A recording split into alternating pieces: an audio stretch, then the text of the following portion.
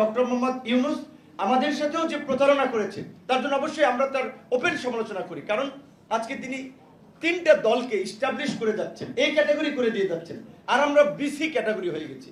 মানে এখানে বিএনপি একাধিকবার রাষ্ট্র পরিচালনা করেছে, তাদের পরামর্শ সরকার নিতে পারে যে কোনো সময়, তাদের সাথে বসতে পারে, কিন্তু জামাত এনসিপি কে কোন ক্যাটাগরিতে তারা তিনটা দল হিসেবে ইস্টাবলিশ করে এই ক্যাটাগরি করে যাচ্ছে? এদিকে ডক্টর ইউনূস পারেন, বরঞ্চ ডক্টর ইউনূসকে যখন এই 1 তলা থেকে 8 তলা লিফটে শেখ হাসিনা হেঁটে হেঁটে উঠাচ্ছিলেন, আমরা প্রতিবাদ করেছি। আমরা তো সেদিন ইউনূস সাহেবের কাছে কোনো সুযোগ সুবিধার জন্য চাই নাই। আন্দোলনে কি জোনায়েদ স্যার কি আমাদের কন্ট্রিবিউশন কম আছে? আমরা লাঞ্ছিত কম হয়েছি? তাহলে সরকার কেন এই ক্লাসিফিকেশনটা করলো? তাহলে আমাদের সাথে প্রতারণা করেছে না? আমাদের যে বিশ্বাস, শ্রদ্ধা, ভক্তি নিয়ে আমরা তার প্রতি আস্থা রেখেছিলাম, আজকে 1 বছরের সেই দিকে তিনি কোন দিকে নিয়ে যাচ্ছেন? আমরা তো শঙ্কায় আছি। আজকে যদি আবার কোনোভাবে দেশে একটা অন্যরকমের পরিস্থিতি তৈরি হয়, ওই জুলাই যেমন রিমান্ডে আমাদেরকে ঝুলাইছিল, ঝুলাবে তো আমাদেরকে। ইউনূস সাহেবদের গায়ে টাচ করবেন না। উপদেষ্টা পরিষদ নাহিদ যেটা বলেছে, তারা সেফ এক্সিট ঠিকই পাবেন, 111 পেয়েছিলেন না? তো সেই জায়গা থেকে আমরা এখনো সংকটের মধ্যে আছি। তো এই সংকট থেকে উত্তরণে আমাদের একটা নির্বাচনের দিকে যেতে হবে। এহসান ভাই এখানে আরো একটা লেখা আছে যে আপনার নির্বাচনে আপনার প্রথম ছিল যে এই সকল অনিশ্চয়তা দূর করতে পারে প্রধান উপদেষ্টার সিদ্ধান্ত। সেটা ছিল বিএনপির ভারপ্রাপ্ত চেয়ারম্যান জনাব তারেক রহমানের সাথে লন্ডনের বৈঠকের আগে বোধহয় লেখাটা ছিল। তো এটা ঠিক যে ওই বৈঠকের পরে কিছুটা রাজনৈতিকভাবে একটা আস্থা বা স্থিতিশীলতা নির্বাচন সম্পর্কে একটা মানুষের একটা পরিষ্কার ধারণা হয়েছিল যে ফেব্রুয়ারিতে বোধহয় ইলেকশনটা হচ্ছে। কারণ আমাদের পরিষ্কার হতে এখানে মহাসচিব সাহেব আছেন, বিএনপি একটা বড় দলের, আমরা মনে করি যে জুলাই ঘোষণাপত্র এবং সনদের জন্যই তো নির্বাচনটা আমাদের ডিলে হচ্ছিল। এখন ঘোষণাপত্র শেষ হয়েছে, সনদ শেষ হয়েছে, নির্বাচন নতুন বছরই হওয়া উচিত এবং জানুয়ারি মাসে হওয়া উচিত, ফেব্রুয়ারির জন্য অপেক্ষা করার দরকার নেই। ডেন্টিস্টের পরামর্শ নাও নতুন কোলগেট অ্যাক্টিভ সল্ট। তাহলে নির্বাচনের জন্য মনে হয় আমরা ফেব্রুয়ারিতে প্রধান উপদেষ্টা করতে চেয়েছেন, আমরা তাকে বলতে পারি যে এখন জানুয়ারিতে সম্ভব, কারণ নির্বাচন যত ডিলে হবে তত আপনার এই বিচার বলেন, সংস্কার বলেন, এগুলো নিয়ে আরো ঘোলাটে পরিস্থিতি হচ্ছে। সংস্কার তো আমরা সবাই চাই, কে না চাই? সেক্ষেত্রে আমরা অন্যান্য রাজনৈতিক দলগুলোর প্রতিও আমাদের আবেদন থাকবে যে সংস্কারের এজেন্ডাকে সামনে রেখে আমরা যেন হীন উদ্দেশ্য স্বার্থের জন্য আমরা যেন নতুন করে একটা রাজনৈতিক বিভাজন, একটা সংকটের দিকে দেশকে ঠেলে না দিই। এই মুহূর্তে দুটো ভোটের বাস্তবতা নেই। বিএনপি যদি গণভোটে এটা না চায়, এখন জাতীয় নির্বাচন তো বাধাগ্রস্ত হবে, এটার ফলে অনেকে ধারণা করতেছে, বিএনপি যদি না চায়, জাতীয় পার্টি আওয়ামী লীগ এই ফ্যাসিবাদী শক্তি তো জুলাইয়ের পক্ষে না, গণভোটে কি এইটা গৃহীত হবে? গণভোট কি জয়লাভ করবে? তাহলে এই যে আমরা একটা রং স্ট্র্যাটেজি নিয়ে শুধুমাত্র মিডিয়ায় কিংবা মানুষকে একটা আইওএস দেওয়ার জন্য, একটা ব্লাফ দেওয়ার জন্য যে সমস্ত কথাবার্তা বলছি এবং সেটা নিয়ে একটা কর্মসূচি দাঁড় করাচ্ছি, একটা হইচই করছি, এগুলো কি বুঝে করছে না বুঝে করছে আমরা বুঝি না। প্রধান উপদেষ্টার কাছে আমরা সত্যিকার অর্থে গতকালকে বিজেপির সভাপতি বলেছিল যে 4 মাস বিজেপি, যার বাংলাদেশের তৈরি পোশাক খাতের মালিকদের সংগঠন, আমাদের এক্সপোর্টের সবচেয়ে বড় জায়গা, দেশের অর্থনীতি যে আরএমজির উপরে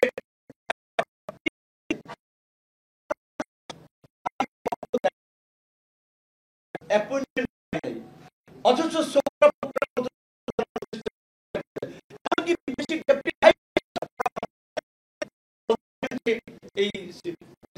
সহকারী সচিব পদমর্যাদার জুনিয়র কর্মকর্তা তাদের বিদেশিরাও এসে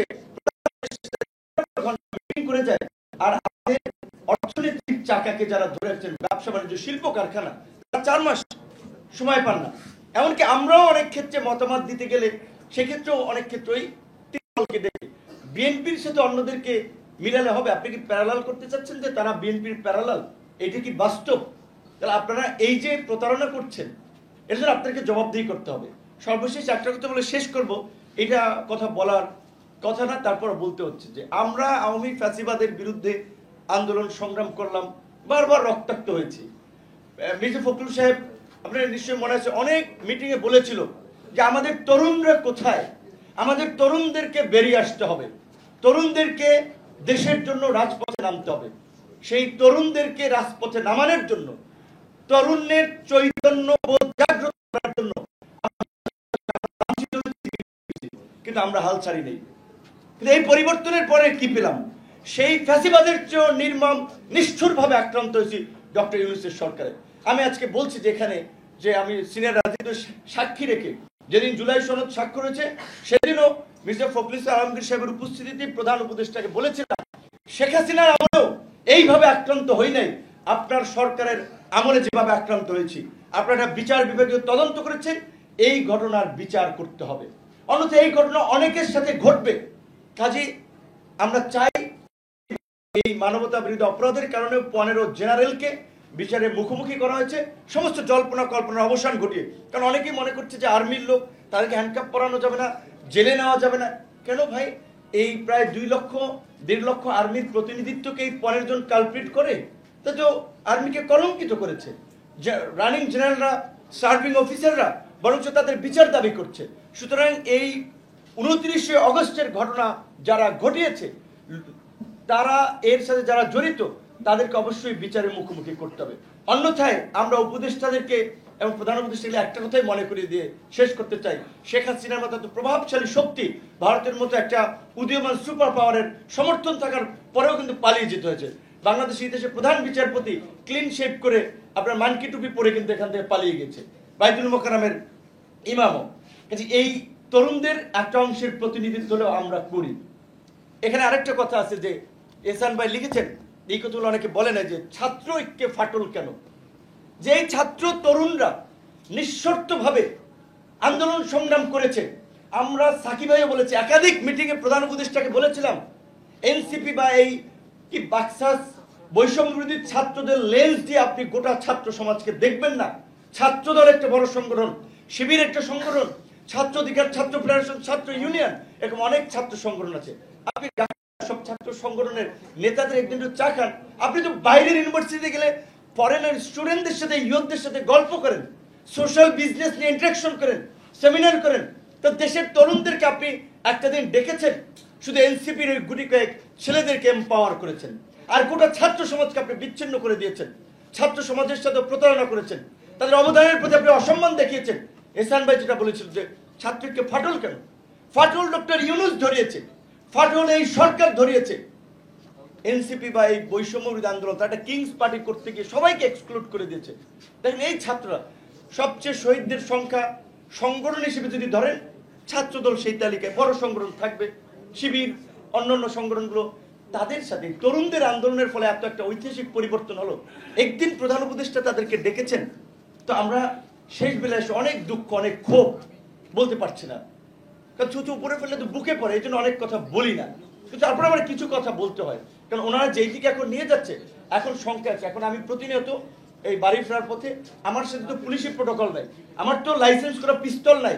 যেভাবে ওই দেখতেছি ট্রেনে বিদেশি পিস্তল আসতেছে, গান পাউডার ঢাকায় ঢুকতেছে, কিংবা বিভিন্ন জায়গায় অগ্নিসংযোগ হচ্ছে, আতঙ্কে থাকে। কোন সময় গাড়ির গ্লাসে গুলি করে, কোন সময় কি হয়।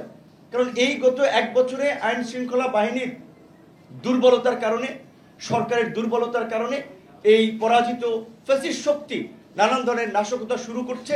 এবং আজকে এই আমার দেশে মাহমুদ ভাই এই যে কলাম লিখেছেন, সেটা দিয়ে শেষ করতে চাই যে আজকে নির্বাচন, আমরা এখন আমাদের আসলে বিচার সংস্কার, বিচার যতটুকু করতে পেরেছে তারা 3 মাসে যতটুকু করতে পারে করবে, কারণ ফেব্রুয়ারির বাইরে তো তাদের যাওয়া নেই।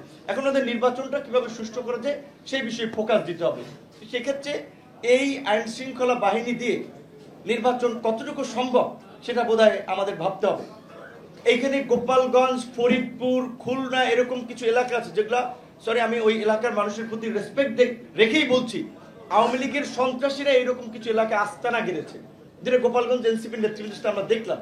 তো এই সমস্ত এলাকায় নির্বাচন করতে গেলে কি পরিস্থিতি হবে, তার প্রি মেজারমেন্টটা সরকার কি নিয়েছে, সেই জায়গা থেকে আমাদের আবেদন থাকবে সরকার এখনো রাজনৈতিক দলগুলোর সাথে আলাপ আলোচনা করে কিভাবে একটা ফেয়ার নির্বাচন করতে পারে সেই পথে আসবে। এবং ফেব্রুয়ারি নয়, নির্বাচন জানুয়ারিতে দেখ, সরকার তো ফেব্রুয়ারি দিতে যাচ্ছে ফার্স্ট উইকে, আমরা চাই নতুন বছরের প্রথম মাসে নির্বাচন হোক। এবং নির্বাচন কমিশনের সর্বশেষ একটা সিদ্ধান্তকে আমরা ইতিবাচকভাবে দেখি। তারা বলেছে যে জোট করলেও নিজের মার্কা বা দলের মার্কায় ভোট করবে।